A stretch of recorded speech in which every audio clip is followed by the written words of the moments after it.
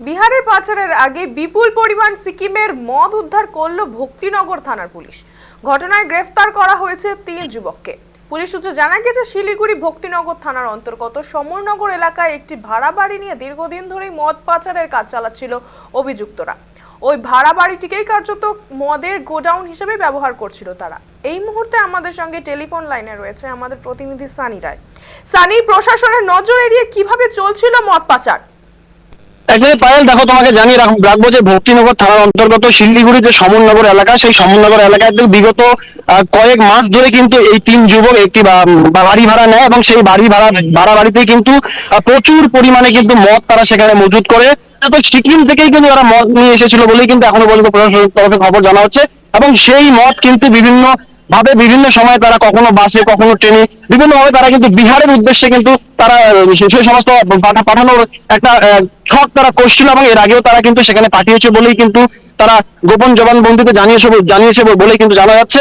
তবে তোমাকে জানিয়ে রাখি যে শিলিগুড়ি থেকে কিন্তু বারবার কিন্তু এভাবে মাদক পাচারকারীরা কিন্তু পুলিশের জালে ধরা পড়ছে।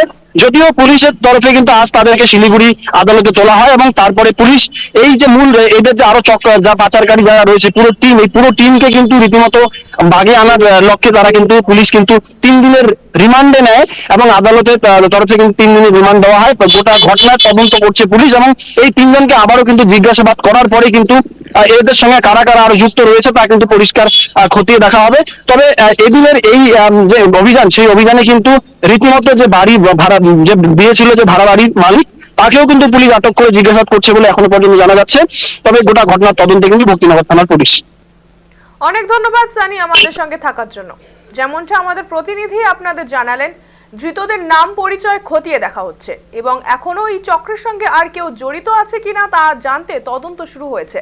সোমবার ধৃত ওই 3 যুবককে শিলিগুড়ি আদালতে পেশ করা হয়। আদালতের নির্দেশ অনুযায়ী পুলিশি হেফাজতে নিয়ে তাদের জিজ্ঞাসাবাদ চলছে।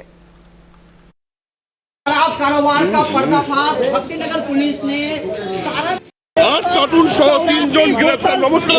विदेशी शराब बरामद हुआ है। बताया बिहार शराब तस्करी करने का